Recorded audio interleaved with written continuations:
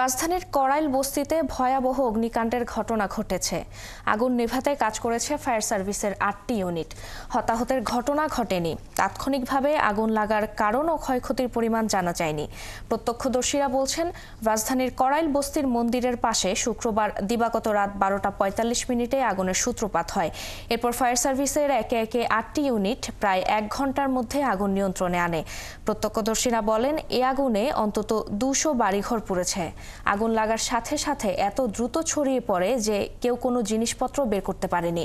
Fire service জানায়, করাইল বস্তির আগুনে উৎসুক জনতার জন্য কাজ করতে অনেক বেগ পেতে হয়েছে। সাধারণ মানুষের ভিড়ে ফায়ার সার্ভিসের গাড়ি স্পটে আনা ও পানির লাইন বসানো কঠিন হয়ে পড়েছিল। তবে কতগুলো ঘর বা জিনিসপত্র ক্ষতিগ্রস্ত হয়েছে তা জানা যায়নি। তারা কিন্তু আগুন নিভানোর চেষ্টা করছে। এখানে আগুন এমন ভাবে লাগছে ভাই, এই সাইডে ধরতে ধরতে ধরতে আস্তে আস্তে ভাই এই জায়গায় বুঝতে ভাই ঘুমে চোটে দিয়ে আগুন আমার ঘরে কোনায় এই পর্যন্ত আমি দেখি নাই, বাইরে গেছি। কোনো হতাহতের সন্ধান আমরা পাই না। আমরা নিখুঁতভাবে চেষ্টা করতেছি, আপনারাও চেষ্টা করতেছি। এখানে প্রশিক্ষণ দেওয়ানো হয়েছে বস্তির যারা নেতৃস্থানীয় আছে তাদেরকে, এবং এখানে মহড়াও তাদেরকে নিয়ে করা হয়েছে, যার কারণে আগুনটা খুব দ্রুত নিয়ন্ত্রণে আনা সক্ষম হয়েছে।